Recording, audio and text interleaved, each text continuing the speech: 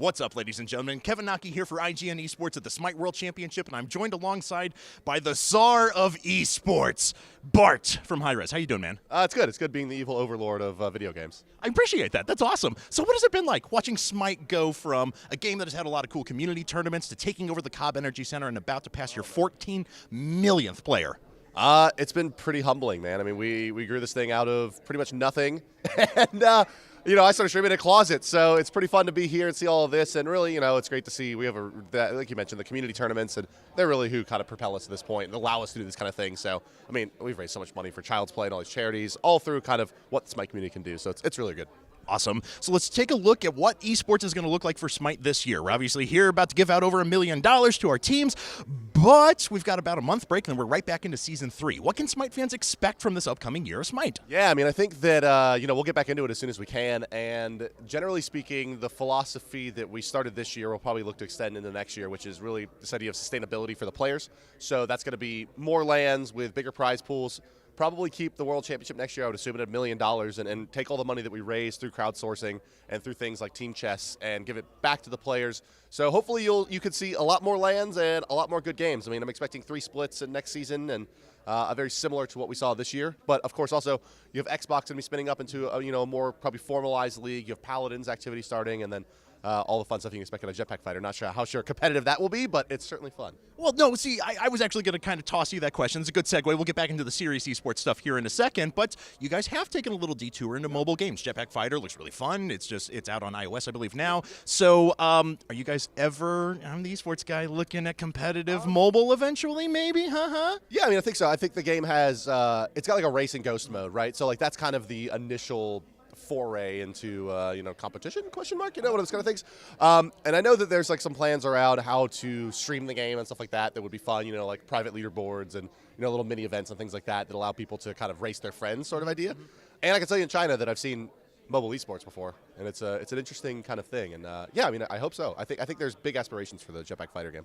Now let's look back at Smite now. Obviously, you guys have had a pretty big dedicated community on the Xbox One, and there, Joust 3v3 is actually more popular than Conquest is at the moment. We've talked to some of your folks, Gandhi and Stu, in the past, and they said you can expect ranked mode and things like that. But can we ever expect a really serious competition around Joust mode in the future? I think that that's primarily going to be something based on what people want, and generally speaking, as you said, right, like, that's the most popular game mode on the platform. I think that Conquest is probably going to still continue to be a game mode that we support as an esport.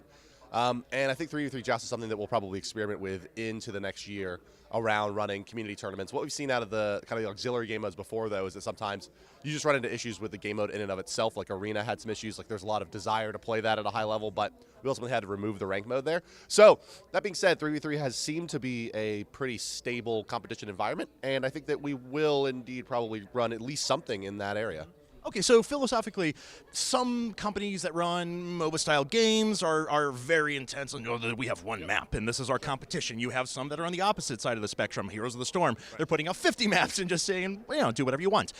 Philosophically, do you guys have any sort of preference towards keeping one like hardcore competitive arena that you can keep well-balanced, respond to the core players, or do you like experimenting with true competitions for other modes, other maps, things like that? I think generally, we've said for many years that Conquest is the game mode that we balance the game for.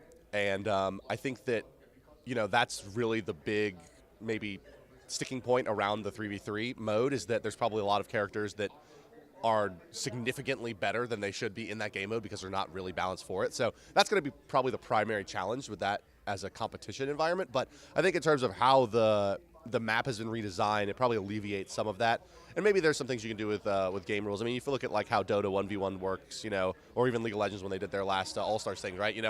First tower, first couple kills, ends it right away. Those kind of things make it like more snappy and more interesting and kind of alleviate some of the pressure of like, well, in 35 minutes you can't stop this guy. So, yeah, I think that there's going to be some challenges, but I think it's overcomable. Okay, so let's go ahead and switch gears over to Paladins for just a second, though. We know there's a Founders Tournament coming. It's going to be $100,000. We talked to Stu and Todd in the past, and they were like, actually, this is less about us trying to force esports and more about us trying to understand feedback from the competitive and core community. So talk to us a little bit about that tournament, what you guys hope to accomplish, and maybe what we can expect from Paladin competitions and esports going forward. Yeah, sure. I mean, I think that all things told, right, like the idea behind the tournament, as you mentioned, was to really give people the kind of the carrot on the stick to like, yeah, you can invest some time into the game. Like, we really want to know what you have to think, right? And so, not to say that there hasn't been a tremendous, outpouring of casual interest in the game, but in terms of competition, like I was saying earlier with some of the game modes in Smite, right? There's small things that sometimes where you end up with a game mode where at the highest level, the best option is to just not play, right? It's like, okay, well, actually, you just never fight each other, and like you just like wait for this point to spawn and those kind of things, right? And so you got to iron that out to really get to any kind of a stable competition environment. And I think that's really the goal here is to get some of the guys that we know that are playing the game at a high level now to start forming up teams and start seeing what they can do versus each other. We have a pretty healthy pickup group community right now in Paladins, and so that I think kind of informed the idea to go let's run a big tournament. Awesome. I think that's a cool approach. Now I have 3 very serious, deadly important questions to ask you to end up the interview here. First off, what is your spirit animal? My spirit animal? My dog. Aw, that's so cute. Mine's a falcon. I have great eyesight. All right, so second, what games are you playing right now? Ooh, right now, Fallout 4, playing the Smite, playing Dota, playing this game called Talisman, digital board game. Oh, interesting. Very cool.